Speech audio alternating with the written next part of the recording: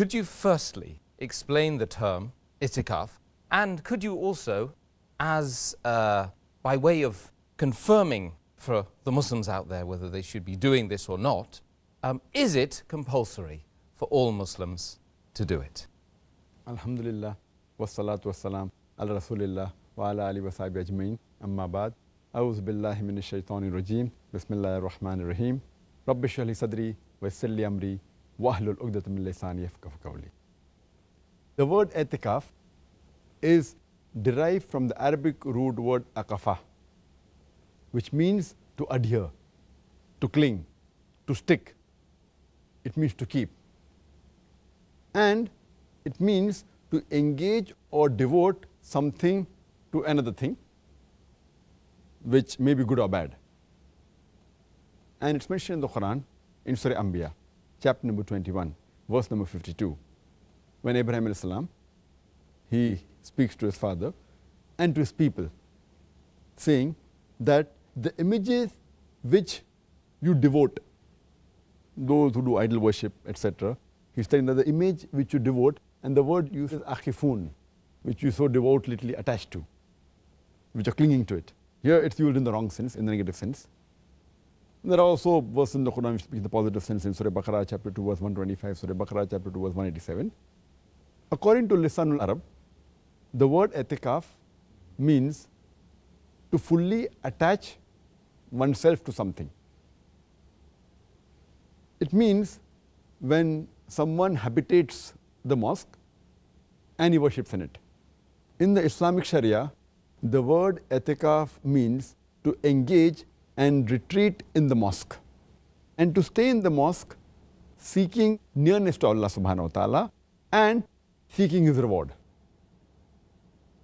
As far as the ruling of itikaf is concerned, whether it's compulsory or it is a sunnah, itikaf is generally a sunnah.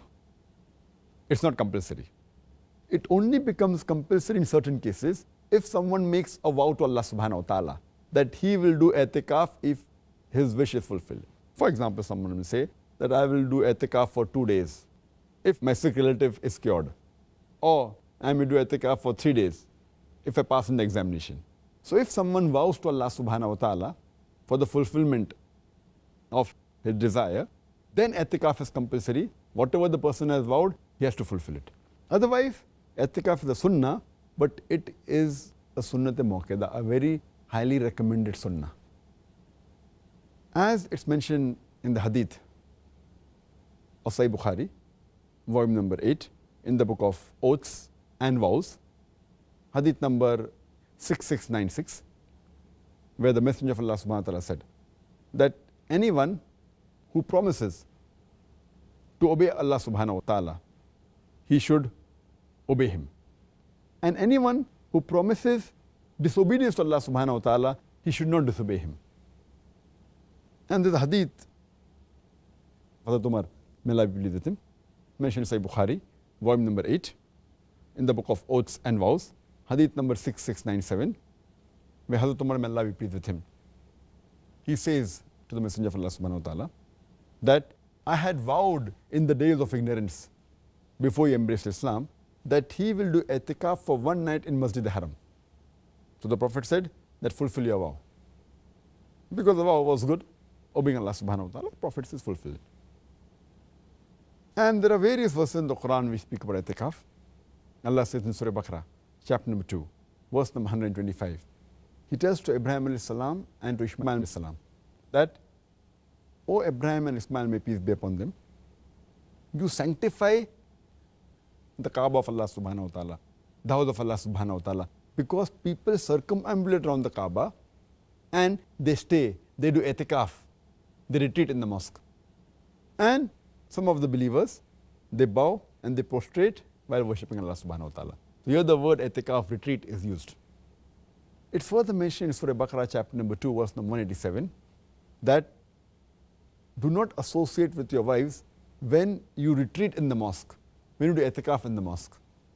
And there are several hadiths talking about itikaf, including Sahih Bukhari, volume number 3, in the book of Ietikaaf, hadith number 2026. Hazrat Aisha, may Allah be pleased with her, who was the wife of the Prophet, she said that the Prophet used to do itikaf for the last 10 days in the month of Ramadan.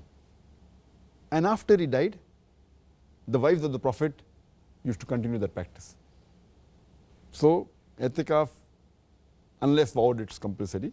Otherwise, generally, it's a sunnah, but highly recommended sunnah. Well, I'm rather glad that you, of course, have confirmed that it is a sunnah. Otherwise, I would have had to have gone back for 16 years and repeated my Ramadan in the last 10 days. Well, doctors... So inshallah, after hearing the goodness of itikaf and Laylatul Qadr, inshallah, you'll start doing it in your life. Inshallah. This Ramadan, inshallah. Inshallah. May Allah make it easy for all of us, indeed, to perform